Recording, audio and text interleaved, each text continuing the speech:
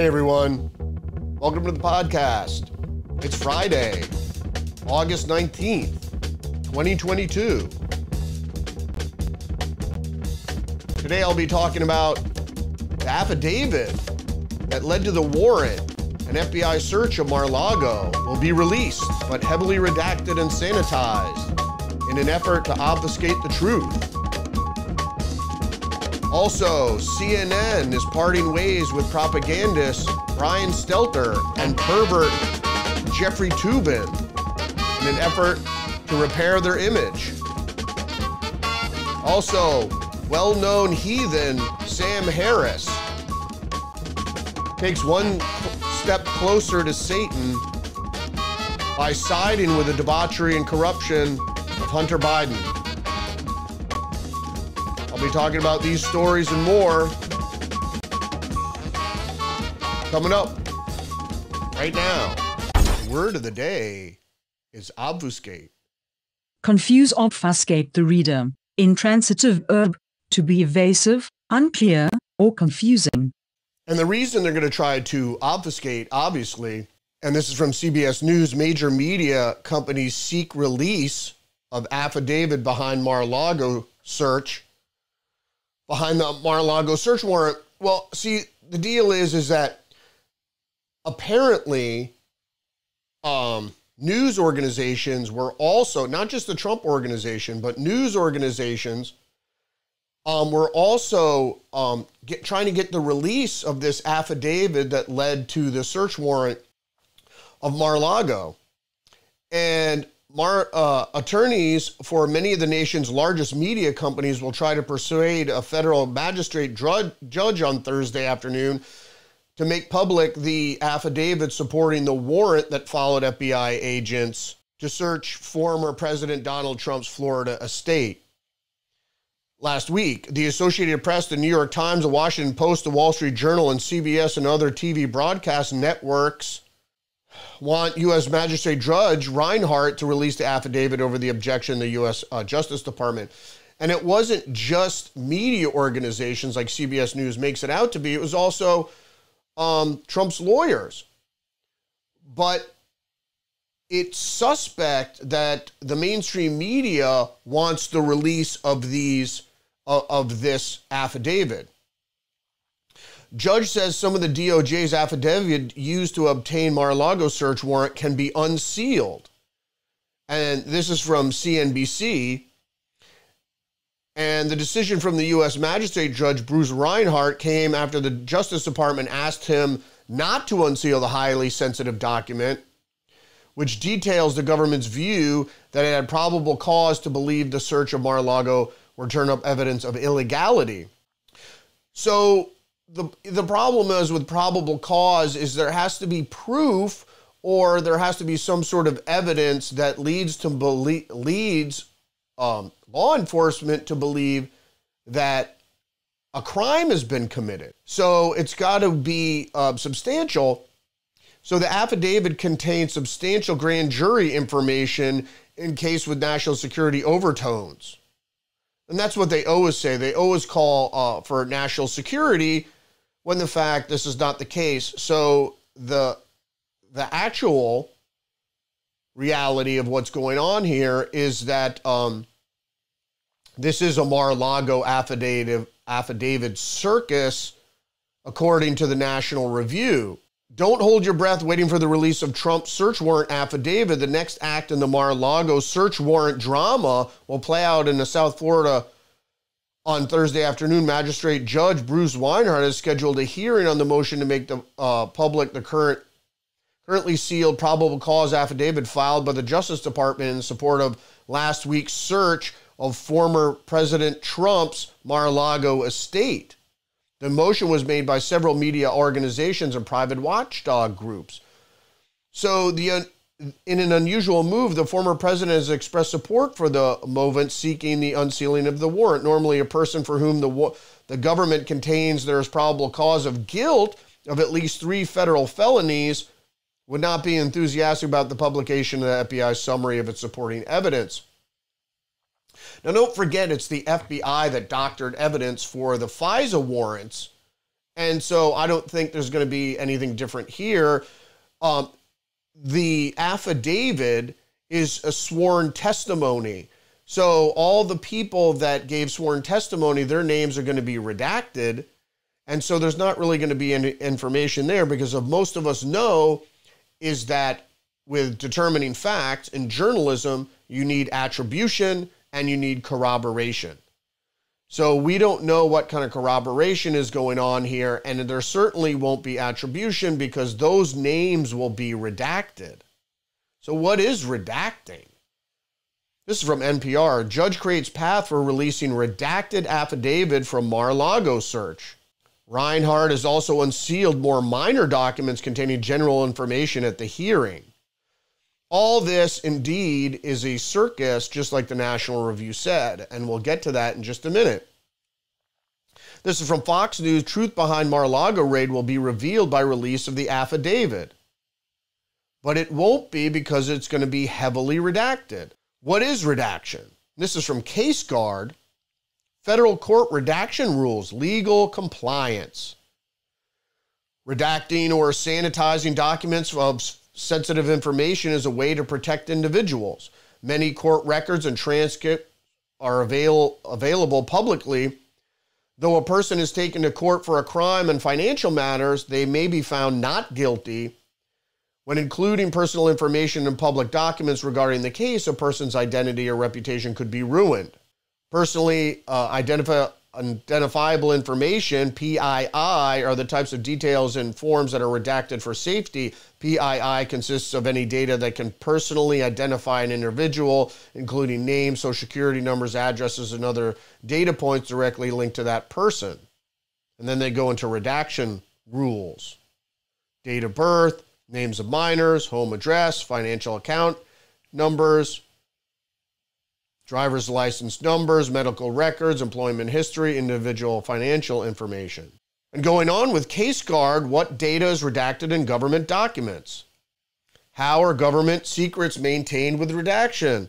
When we are discussing specifically government documents or classified documents that have been redacted, other term is generally used sanitation. In government, each agency has its own regulations or rulings on how to handle redaction or sanitization of their specific data. For example, the IRS issued media sanitization guidelines for their employees to follow. All classified information is redacted to remove essential details such as military secrets, the informant's identity, and more. The general idea is to protect the confidentiality of sensitive information that could harm someone or another entity if that data was publicly released. But they're not concerned about the person here, like they said previously, protecting individuals who may not be convicted of a crime because you could ruin their reputation. From the National Archive, NARA and declassification, redaction codes, military plans, weapon systems, operation, foreign government information, intelligence activities, foreign relations, scientific, technological, or economic matters relating to national security, United States government programs for safeguarding nuclear materials or facilities, vulnerabilities of capabilities of systems, installations, infrastructure, etc., etc., etc. Information that would reveal the identity of a confidential human source or human intelligence source is exempt from automatic declassification after 50 years. And it goes on, if you want to read this in the National Archive, link not in the description, but you could just go to this webpage. So this is from Wikipedia, sanitization. Sanitization is the process of removing sensitive information from a document or other message, or sometimes encrypting it so the document may be distributed to a broader audience. When the intent is secrecy protection, such as dealing with classified information, sanitization attempts to reduce the document's classification level, possibly yielding unclassified document. When the intent is privacy protection, it is often called data anonymization. Originally, the term sanitization was applied to printed documents. It has since been extended to apply to computer files and the problem of data remnants. Redaction is a sanitization sense as distinguished from its other editing sense in the blacking out or deletion of text in a document or the result of doing so. It is intended to allow the selective disclosure of information in a document while keeping other parts of the document secret. Typically, the result is a document that is suitable for publication or the dissemination to others rather than the intended audience of the original document. For example, when a document is subpoenaed in a court case, information not specifically relevant to the case is often redacted. So this is the National Security Archive, redactions, the declassified file, and it talks about the Mueller report. Censorship raises questions. What's the government hiding? Documents show it's not an art, not a science, vast overclassification. And so it talks a little bit about, and this is the place, the National Security Archive is to find classified information that has been declassified and unredacted.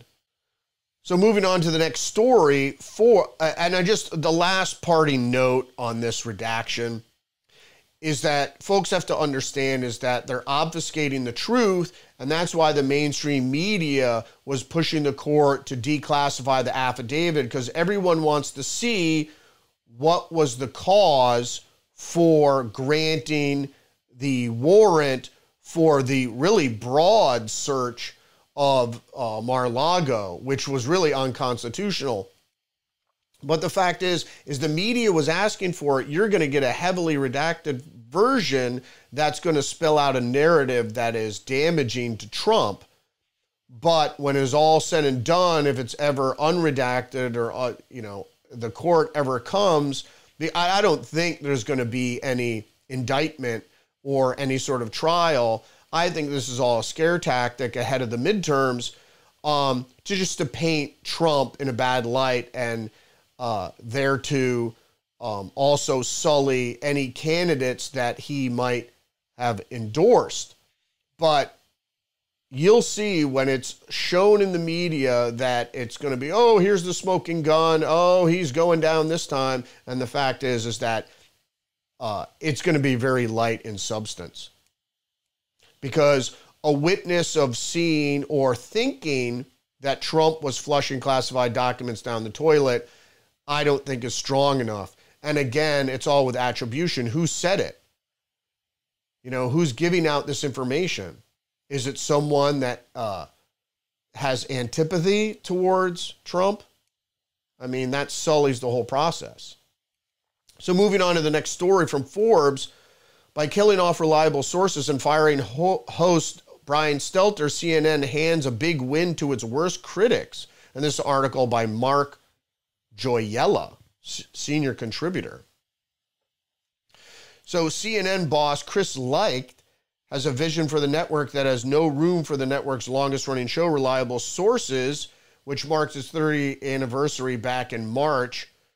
Or its host, media correspondent Brian Stelter. We are proud that Brian and his team accomplished over the years. We're confident the impact and influence will outlive the show. Blah, blah, blah. The first news reported by NPR's David Foliflick. And it goes on. So what does Licht's decision here? There's no place for reliable sources or Stelter tell us about CNN evolving to. I mean, we don't need Forbes to tell us this, is that CNN is trying to rehabilitate their image because they're basically seen as a CIA propaganda front. They're the worst of the media and have become basically Operation Mockingbird writ large. And everybody sees it as that, and it's just become a laughingstock because their coverage has been so partisan, especially during the Trump era, that no one takes them seriously, even people on the left. So also, Jeffrey Toobin is leaving CNN, and Fox reports that he is almost certainly pushed out from CNN. Insiders say Toobin announced split from CNN late on Friday. Longtime legal analyst Jeffrey Toobin announced his split with the network late Friday afternoon, only 14 months after CNN welcomed him back following the infamous Zoom incident that tarnished his reputation. Basically, it was masturbating while on a video chat with someone, and he got his two computers confused, and he didn't realize he was still on the Zoom call with the New Yorker, and he whipped it out and started jerking off. and was summarily fired from the New Yorker, but he was taken back at CNN, which just goes to show. I mean, he resigned, but people know that he was pushed out because he's just a stain. His reputation was ruined. Why would you take someone back who who has such problems? And it's not just that one incident. As Town Hall reports back in 2021 in June, CNN couldn't fire Jeffrey Toobin for one simple reason, but they do report that Jeffrey Toobin would, basically it starts out, don't play with yourself during work call meetings. And it says Jeffrey Toobin would definitely do that. It turns out, for the record, it was already widely known that Toobin is a bad person. He had an affair with the daughter of a colleague at CNN, got her pregnant, tried to bully her into an abortion, denied paternity, only changing his tune when the DNA evidence left him no choice, all of which embarrassed his wife beyond anything until he started masturbating on a Zoom call. So the guy's got, sex issues, obviously. So then I'm going to move to Sam Harris, which I loathe, just because he's very disingenuous about spirituality and about God, just in general, faith. And I'm not talking about organized religion, because you can be a person of faith and still decry organized religion as being corrupt and controlling. But Newsweek reports here, who is Sam Harris? Writer admits ignoring Hunter Biden laptop. Now, if you didn't know, he was recorded on video at a podcast. I believe he was interviewed. But Newsweek reports here, author and neuroscientist Sam Harris raised eyebrows on Twitter on Thursday after comments he made about Hunter Biden, saying that his alleged laptop controversy was less significant than the potential damage Donald Trump could do to democracy. So not only is he a heathen, an atheist, but he hates Donald Trump. So what makes this significant? Hunter Biden literally could have had the corpses of children in his basement. I would not have cared. Harris told Trigger Pod hosts Konstantin Kisin and Francis Foster, two alliterative names. You know what I believe about alliterative names? It's just, they're made up most of the time. Not in all cases. Sometimes parents have a little laugh by naming their kids something like Francis Foster. In a video clip that has been viewed online over 2.1 million times, President Joe Biden's son has been a repeated source of controversy, beginning with a New York Post story published prior to the 2020 election and publicized emails allegedly showing Hunter Biden arranging a meeting between Ukrainian business associates and his father, but corroborated by the Tony Bobulinski interview. So it's not really allegedly showing because we have corroboration.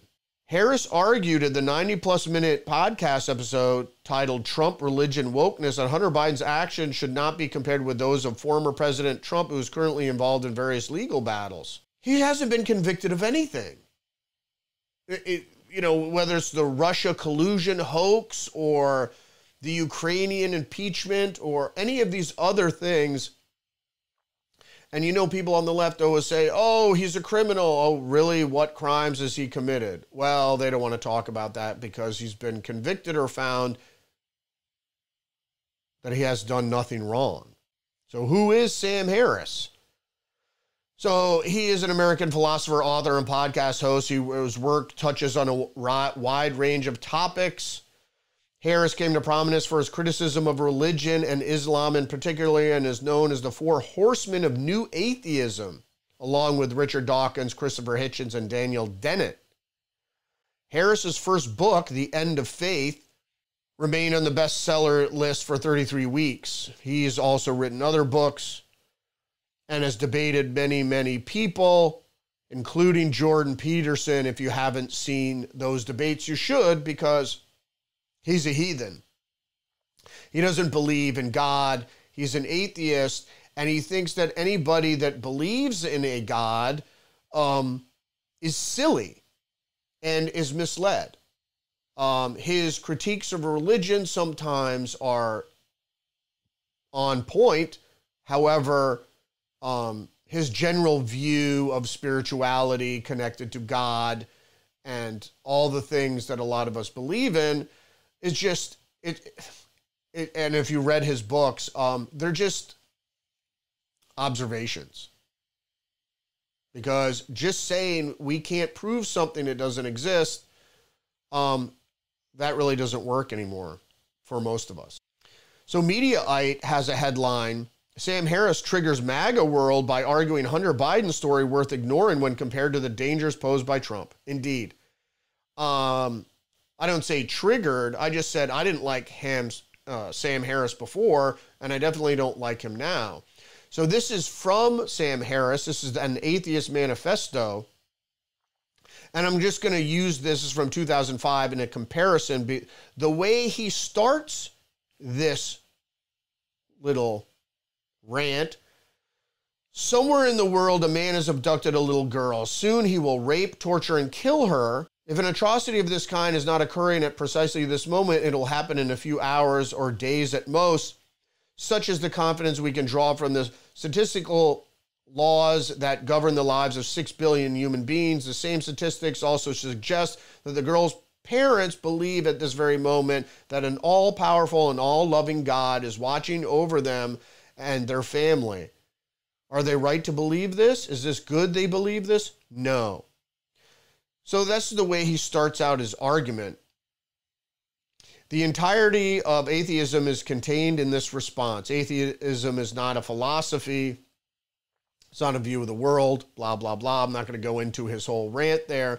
But the way to start out an argument like this is unfair, first of all, but is really crude, because nobody likes, if you know about the old Zoroastrian, good thoughts, good words, good actions. So you shouldn't even be talking about stuff like this, that a little girl is abducted and raped. It almost like he says it gleefully, and because of this, there's no God. And that's not necessarily the case, because if you know anything about physics or reality, is with each action, there's an opposite and equal reaction. And that is the case with existence. So if there's good in the world, what does that give rise to? It's like, how would you define darkness if there was not light? And so there is, well, at least I believe there is this duality that exists. So because there's evil, that doesn't mean that good or God doesn't exist. That's not an argument, but that's the argument he always puts up. So the reason I brought up that was the fact is from the Liberty Daily, it writes, militant atheist Sam Harris gloats about media cover-up. Hunter Biden literally could have the corpses of children in his basement. I would not have cared. Maybe they'd be abducted little girls that were raped. And then he still wouldn't have cared because he doesn't believe in God. What? I mean, this was the point of his argument back here. Is that somewhere in the world, a man has abducted a little girl, probably Hunter Biden. Soon he will rape, torture, and kill her, Hunter Biden, and he wouldn't care because someone told him that Donald Trump is a bad person. This is complete unhinged thinking. And that's, if you look at his arguments, if you're a secular person, go ahead, you look at his arguments, whatever. Don't go there if you're a person of faith, because he's really irritating. But if you're a secular person, you can go check out his arguments. But saying because you can't prove it, that means it doesn't exist, isn't a fair argument as far as spirituality goes. So then I have this New York Times review of his book, The End of Faith. This is back from 2004. The End of Faith, Religion, Terror, and the Future of Reason. And it goes on to this article by Natalie Angler.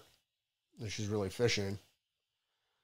The End of Faith articulates the dangers and absurdities of organized religion so fiercely and so fearlessly that I felt relieved to read it, vindicated, almost personally understood. Sam Harris presents major religious systems like Judaism, Christianity, and Islam as form of socially sanctioned lunacy, their fundamental tenets and spiritual rationality, archaic and important when it comes down to the matter of humanity's long-term survival and mutual incompatibility. A doctorate candidate in neuroscience at the University of California, Harris writes what a sizable number of us think, but few of us are willing to say in contemporary America. We have names for people who have many beliefs for which there's no rational justification. When their beliefs are extremely common, we call them religious. Otherwise, they're called mad, psychotic, and delusional. To cite one example, Jesus Christ, who it turns out was born of a virgin, cheated death, and rose bodily into the heavens, can now be eaten in the form of a cracker. Another heathen, Natalie Angier. Excuse me, what did I call her? Angler? And just moving on to some other news. My thing with Sam Harris is I believe the loss of understanding that you don't know everything, including things that are unknowable, like God. The wisest people agree that you don't know anything or you don't know everything. Those are the wisest people. So you have to agree that there are things that are unknown to you and might always be. But humans are so arrogant in their intellectual discourse that they feel if it can't be reasoned out or scientifically explained, that it doesn't exist. And that's just not the nature of reality. So in some unrelated news, here, this is from AP, Robert F. Kennedy Jr.'s anti-vaccine group kicked off Instagram and Facebook. It's really the same company. Instagram and Facebook suspended Children's Health Defense this week after the anti-vaccine group led by Robert Kennedy Jr. repeatedly violated rules prohibiting misinformation about COVID-19. A nonprofit, Children's Health Defense is one most influential anti-vaccine organizations active on social media, where it is, according to AP, where it is spreading misleading claims about vaccines and other public health measures designed to control the pandemic. This is mainstream media. They're on board with pharmaceutical companies. Kennedy compared Facebook's actions to government censorship, even though Facebook is a private company that can set and enforce its own rules about misinformation. This whole thing about misinformation and disinformation doesn't exist. As I mentioned previously, there is only information. It's good information, it's bad information, but it is for you to decide whether it's good information and bad information. You can't let Pfizer decide whether your information is good or bad and label it as disinformation or not. Facebook is acting as a surrogate for the federal government's crusade to silence all criticism of draconian government policies, Kennedy said. Of course. Children's Health Defense has hundreds of thousands of followers at the time of suspension. Public health advocates and misinformation experts have criticized Facebook for not acting more swiftly to contain potentially harm misinformation about COVID-19 and vaccines. They're the only ones getting out real information. We are in a sea of propaganda, and it's hard to cut through all the bullshit, especially if there's censorship going on by social media companies. That's why people need to read it on your own. So, in related news, Luke Knox, Florida international football player and younger brother to Buffalo Bills Dawson Knox, died at 22. Knox, who studied business, died Wednesday evening.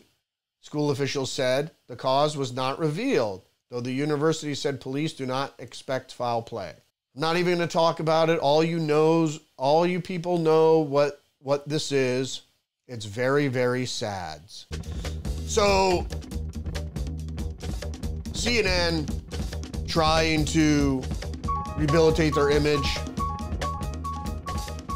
The mainstream media is going to come out with this redacted affidavit and say, see, here's all the information, and hold up something that's full of black bars, covering up all the vital information and covering up the fact that there's no justification for the warrant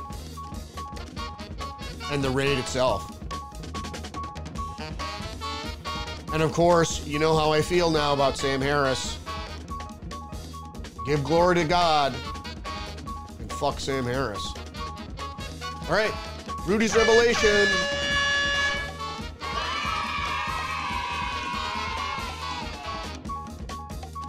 We'll see you tomorrow. Don't forget to like, subscribe, and comment down below.